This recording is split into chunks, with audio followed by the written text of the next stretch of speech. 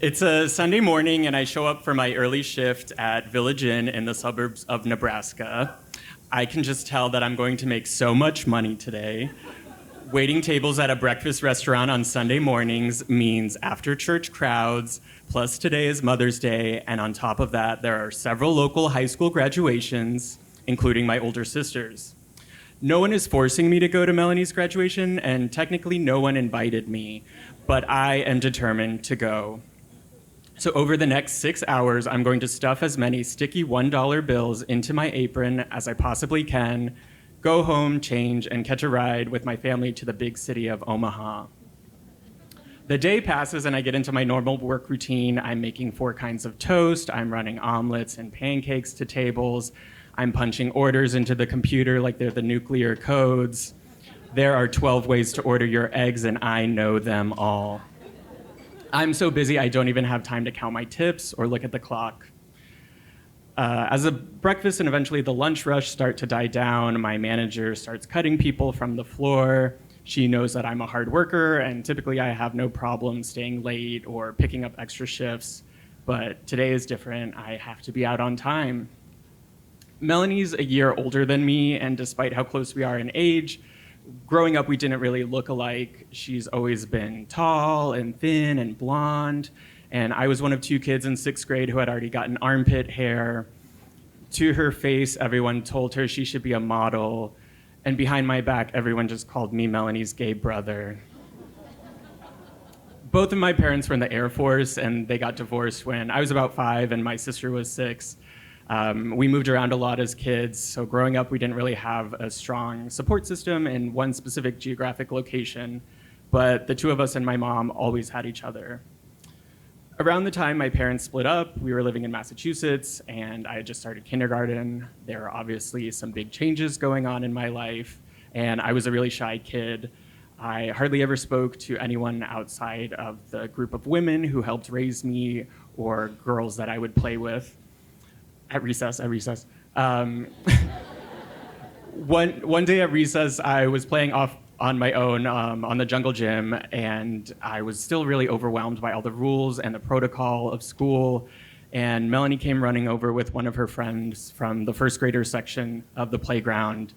"Look, that's my brother," she said. A teacher soon scolded them, and they went running back to the other side of the playground. And although it might have felt like I was a zoo animal being pointed at, it actually felt really good to have someone claim me publicly, even if it meant breaking the rules of recess to do so. I think what I always admired about Melanie was just the fact that she was older than me and had gone through all the stages of life before me, whether that was starting school or turning 30. It is nice to see someone close to me just make it out the other end okay.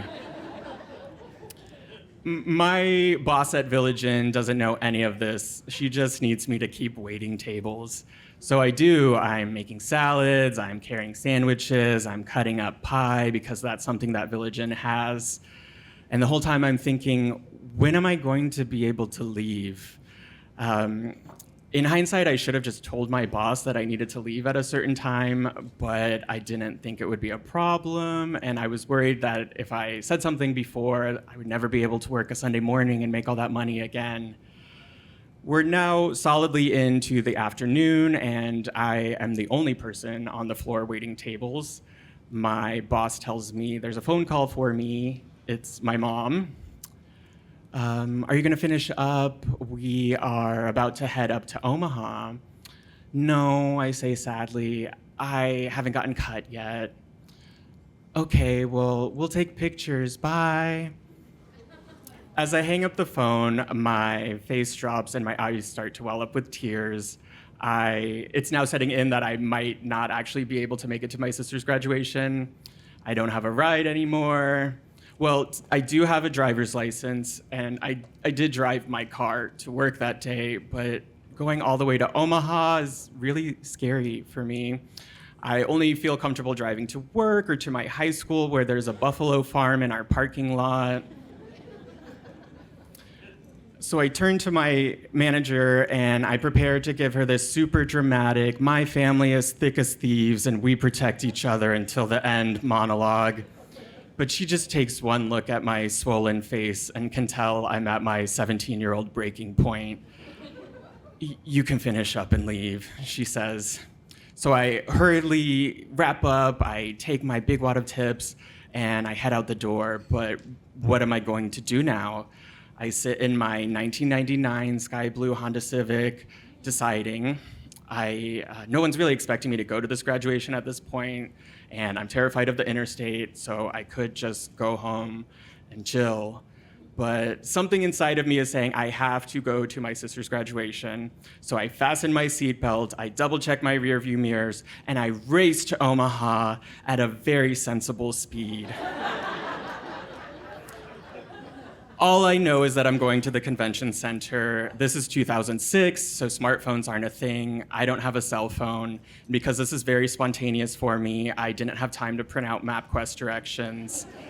My heart is racing as I face my fear and I follow those green and white signs to downtown Omaha.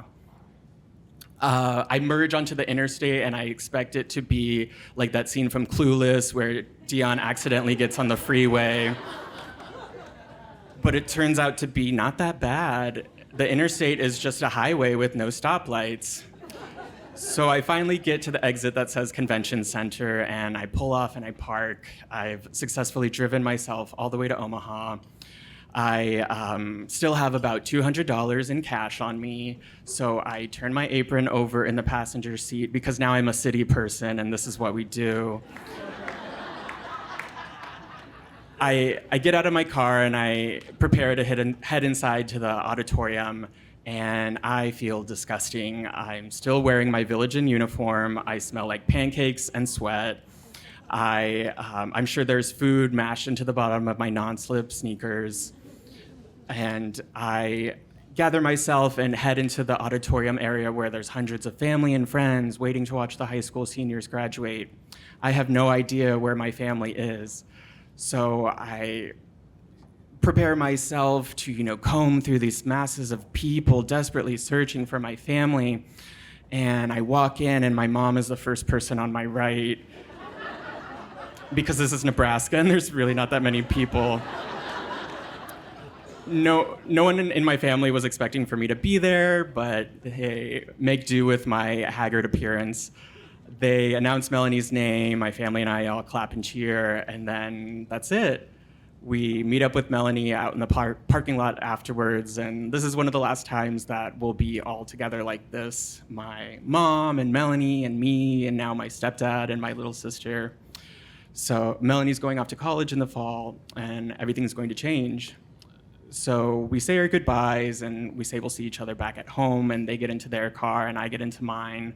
And as I start my car, I can finally relax a little. I feel like despite all the stress of work that day and having to face my fear of driving on the interstate, I had made it to Melanie's graduation.